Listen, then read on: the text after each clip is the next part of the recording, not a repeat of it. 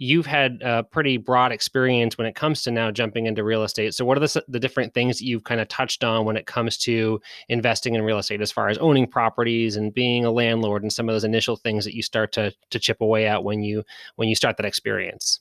Yeah, so I did a little bit of everything really to try to find my niche, what I liked. There's so many ways to be involved with real estate. I mean, from wholesaling to flipping to buy and hold to investing in apartment syndications.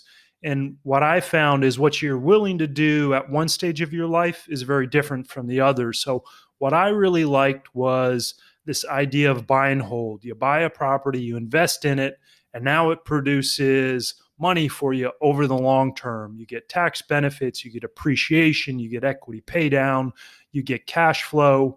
It's a lot of work up front, then very little work over the long run. Versus flipping, it was this idea of you got to do a bunch of work, you get a big lump sum, you owe a ton of taxes, and then you got to do it again. So and I didn't want to leave my nonprofit world. A lot of folks, especially in financial independence, trying to get to fire, it's, well, I got to hurry up and get there so I can quit what I don't like doing. But what I Right. found was I like what I'm doing. So I wanted a way to build passive income. So I really settled on the long term buy and hold.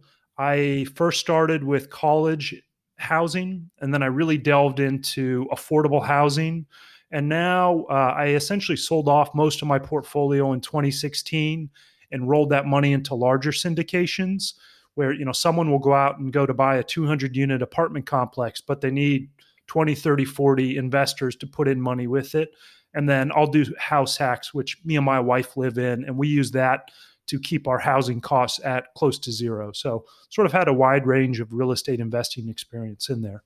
Yeah, and I think that's one of the things that's so appealing about real estate investing is there's just so many options, which can be overwhelming. That's one of the things that holds people back. They kind of get caught up on, like, what's my path going to be? But I think, that story that you just told outlines it changes, right? You can start Yeah. off with one thing, and then over time you start to kind of learn and network, and all of a sudden you can start off with just maybe smaller multifamilies, and then 5 years down the road you're doing syndication. So that's, I think there's a lot of options when it comes to real estate investing.